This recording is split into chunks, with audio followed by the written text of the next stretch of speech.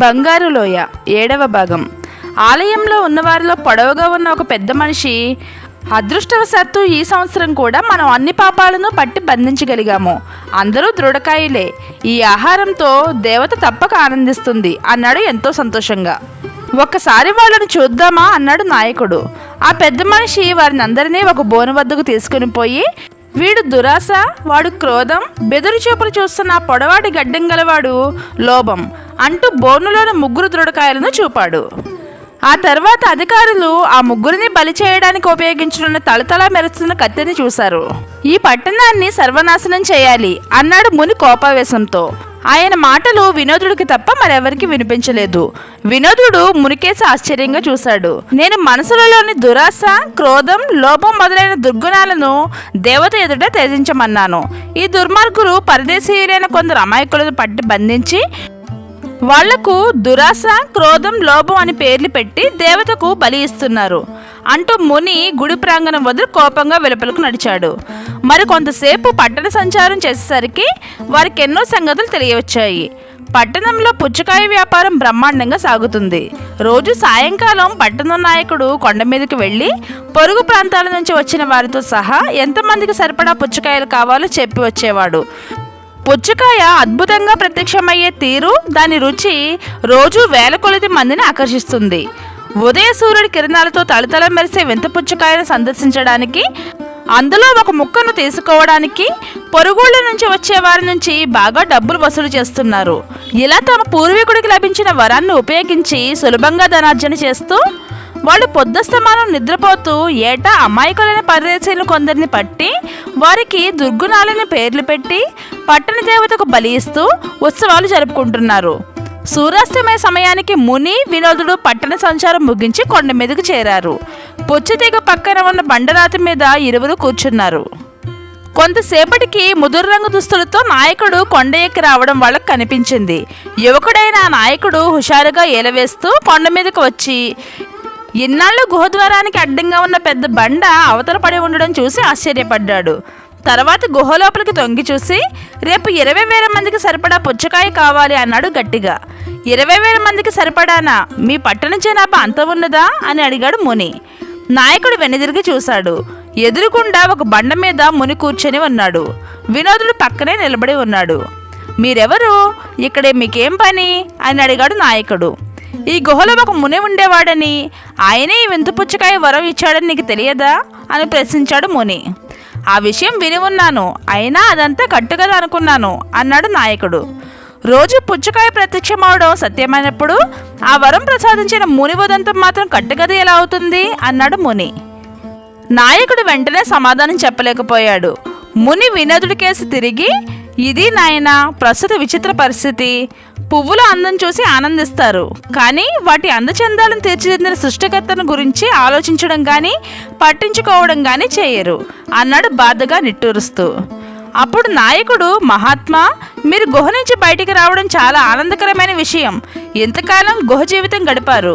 ఇక నుంచి మీకు సకల సౌకర్యాలు గల బ్రహ్మాండమైన భవనాన్ని నివాసంగా ఏర్పాటు చేస్తాము. ఎన్నేళ్లుగానో మీరు ఆహారం చూసి ఉండరు. నాతో రండి, మీకు పంచపక్ష పరమాన్నాలతో విందు ఏర్పాటు చేస్తాను అన్నాడు నవ్వుతూ. నేను అడిగిన ప్రశ్నకు సమాధానం చెప్పకుండా ఏవేవో మాట్లాడుతున్నావు. మీకు 20,000 మందికి సరిపడా పుచ్చకాయ అవసరమేమిటి అన్నాడు ముని కోపంగా. మేము 15,000 మంది ఉన్నాము. చుట్టుపక్కల నుంచి ఇవాళ 5,000 మంది వచ్చారు. వాళ్లకు పుచ్చకాయ కావాలి. అందుకు తగిన విధంగా మేము వాళ్ళ నుంచి పైకం వసూలు చేస్తాము. కావాలంటే మీకు ఆదాయంలో ఒక వాటా ఇస్తాము. ఇప్పుడు నాకు ఒక బ్రహ్మాండమైన ఆలోచన తట్టింది. పుచ్చకాయతో పాటు మీరు కూడా కొండ మీద కూర్చొని కొంతసేపు దర్శనం ఇచ్చినట్టయితే ఆ దృశ్యం చూసి సులభంగా మరింత డబ్బులు వసూలు చేయొచ్చు. ఏమంటారు అన్నాడు నాయకుడు పట్టరాని ఉత్సాహంతో. నోర్మొయ్ అన్నాడు ముని. ఆ తర్వాత ముని కొంతసేపు మౌనంగా కూర్చున్నాడు. సూర్యాస్తమయం కాబోతున్నది. ఆకాశంలో పక్షులు బారులు బారులుగా ఎగురుతూ గూళ్లకు చేరుకుంటున్నాయి. కొండ మీద పుచ్చకాయను సృష్టించి అద్భుతం ప్రదర్శిస్తే ఈ ప్రజలు దాని వెనుక ఉన్న దివ్యశక్తిని గ్రహించి దైవస్పృహ కలవారుగా ఉండగలరని, ధర్మబద్ధంగా తమ జీవితాలను దిద్దుకోగలరని ఆశించాను. అయినా రోజు సూర్యచంద్రులను, అంతరిక్షంలో వేలాడుతున్న అనంతకోటి నక్షత్ర గోళాలను చూసినా వీరి మనసులకు అద్భుతం అనిపించదు. అటువంటి వాళ్ళు కేవలం ఒక వింత పుచ్చకాయలో పరమార్థాన్ని గ్రహించగలరని ఆశించడం నాదే పొరపాటు అని బాధపడసాగాడు ముని తనలో తాను. కొంతసేపటికి ముని కనుబొమ్మలు ముడిపడ్డాయి. రేపు ఆఖరిసారిగా నేను మీకు ఒక బ్రహ్మాండమైన పుచ్చకాయను సృష్టిస్తాను. అది పగిలి బద్దలై మీ మీద పడుతుంది. అదే మీ పట్టణాన్ని సర్వనాశనం చేస్తుంది. ఇక వెళ్ళు అని నాయకుణ్ణి ఆజ్ఞాపించాడు ముని కోపావేశంతో. నాయకుడు కొండ దిగి పట్టణం కేసి నడిచాడు. మహాత్మా, మీ బెదిరింపు వాళ్లలో మంచి మార్పు తీసుకురాగలదనుకుంటాను. ఇన్నాళ్ళు తమకు ఉన్న అమూల్య అవకాశాన్ని దుర్వినియోగం చేసినందుకు వాళ్ళు బాధపడగలరనుకుంటాను అన్నాడు వినోదుడు. అంత తొందరగా వాళ్ళు మారతారనుకోను. వెర్రి 1000 విధాలు. కావాలంటే నువ్వు వెళ్ళి వాళ్ళు ఇప్పుడేమి చేస్తున్నారో చూసిరా అన్నాడు ముని. వినోదుడు కొండ దిగి పట్టణం చేరుకున్నాడు. అది పున్నమి రేయి. పిండి ఆరబోసినట్టుగా వెన్నెలు కాస్తుంది. పట్టణం మధ్యగా ఉన్న ఒక మైదానంలో జనం గుమిగూడి ఉన్నారు. వేదిక లాంటి ఎత్తైన స్థలం నుంచి నాయకుడు మాట్లాడుతున్నాడు. వినోదుడు ఆ గుంపును సమీపించాడు. నాయకుడు ప్రసంగం ఇలా సాగుతుంది. ముని సవాలును మనం ఎలాగైనా ఎదుర్కొని తీరాలి. అతడి పథకాన్ని కొనసాగనీయకూడదు. అందుకు ఒక్కటే మార్గం. రేపు వేకువజామునే మన పట్టణ ప్రజలు, చుట్టుపక్కల ప్రాంతాల వాళ్ళు అందరూ కలిసికట్టుగా కొండ దగ్గరికి చేరాలి. కొండ మీద నుంచి పుచ్చకాయ బద్దలై కిందికి పడగానే ఆ ముక్కలను అందుకొని అందరం తినేయాలి. ఆ తర్వాత ఆ పుచ్చకాయ ముక్కలు మన పట్టణాన్ని ఎలా నాశనం చేయగలవో చూద్దాము. నాయకుడి ఉపన్యాసం విని అందరూ అమితోత్సాహంతో ఆమోద సూచకంగా తలలూపారు. ఆ క్షణం నుంచే ఉదయం రానున్న అపాయాన్ని ఎదుర్కోవడానికి ప్రజలందరూ ఆయత్తం కాసాగారు. పొద్దున పుచ్చకాయ ఎక్కువగా తినడానికి అనువుగా వాళ్ళందరూ ఆ రాత్రి ఉపవాసం చేయడానికి నిశ్చయించారు. ఇరుగు పొరుగు ప్రాంతాల నుంచి వచ్చిన వేల కొలది ప్రజలు కూడా ఎప్పుడెప్పుడు తెల్లారుతుందా అని ఉత్సాహంగా ఎదురుచూడసాగారు. ఆ పట్టణ ప్రజల అజ్ఞానానికి బాధపడుతూ వినోదుడు ముని దగ్గరికి చేరుకునేసరికి అర్ధరాత్రి దాటింది. తూర్పున అరుణరేఖలు పొడిచేసరికల్లా వేల కొలది ప్రజలు కొండ దిగువకు చేరి నోళ్లు తెరుచుకొని వరుసలుగా నిలబడ్డారు. కొండ మీద ఇంచుమించు ఆ కొండంత పరిమాణంలో బ్రహ్మాండమైన పుచ్చకాయ సూర్యకాంతిలో తళతళ మెరుస్తూ ప్రజల హృదయాలలో భయోత్సాహాలను కలిగించింది. హఠాత్తుగా పుచ్చకాయ వేల ముక్కలుగా బద్దలై జనం మీద పడింది. ప్రజలు పట్టణాన్ని ఉత్సాహంతో కేకలు పెడుతూ ఒకరితో ఒకరు పోటీపడి పుచ్చకాయ ముక్కలను తినసాగారు. కింద ప్రవహించిన రసాన్ని జుర్రుకొని తాగేశారు.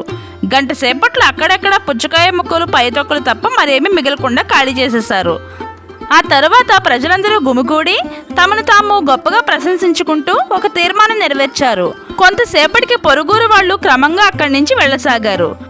మధ్యాహ్నం కల్లా కొండ కింద ప్రాంతం దాదాపు నిర్మానుష్యమైంది. పట్టణ వీధుల్లో కూడా జనసంచారం పలచబడింది. పట్టణ ప్రజలలో కొందరు పుచ్చకాయను అమితంగా తినడం వల్ల అజీర్ణం పట్టుకుంది. ఈ రోజుతో పుచ్చకాయ రావడం ఆగిపోయింది. రేపటి నుంచి తమ ఆహారం ఏమిటి అన్న దిగులు కొంతమందికి పట్టుకుంది. తరతరాలుగా వాళ్లకు తెలిసిన జీవనోపాధి ఒక పుచ్చకాయ వ్యాపారం మాత్రమే. అందువల్ల రేపటి నుంచి బతకడం ఎలా అన్నది పెద్ద సమస్య అయింది. వాళ్లలో పెద్దలు కొందరు మునీశ్వరుడు పుచ్చకాయ బద్దలే పట్టణాన్ని నాశనం చేస్తుందనే కదా అన్నాడు. అంటే ఆ పుచ్చకాయ బద్దలే పట్టణాన్ని నాశనం చేస్తుందని కాదు భావం. బద్దలైన పుచ్చకాయ ఆఖరిది. రేపటి నుంచి పుచ్చకాయ రాదు కాబట్టి పట్టణం దానంతట అదే నశించిపోతుందనే అర్థం అని వ్యాఖ్యానించసాగారు. సాయంకాలం అయింది. ఉదయం నుంచి అదృశ్యంగా ఉంటూ ఈ విశేషాలన్నీ చూసిన ముని, వినోదుడు విచారవదనాలతో ఉన్న పట్టణ ప్రజలను వదిలి వాళ్లకు తెలియకుండా దూరంగా వెళ్ళిపోయారు. కథ ఇంకా ఉంది. తర్వాయి భాగం చూడాలనుకుంటే ఇప్పుడే మన ఛానల్ సబ్స్క్రైబ్ చేసుకొని పక్కనే ఉన్న బెల్ ఐకాన్ని యాక్టివేట్లో ఉంచుకోండి. అలాగే కథ మీకు నచ్చినట్లయితే వీడియోని లైక్ చేయండి.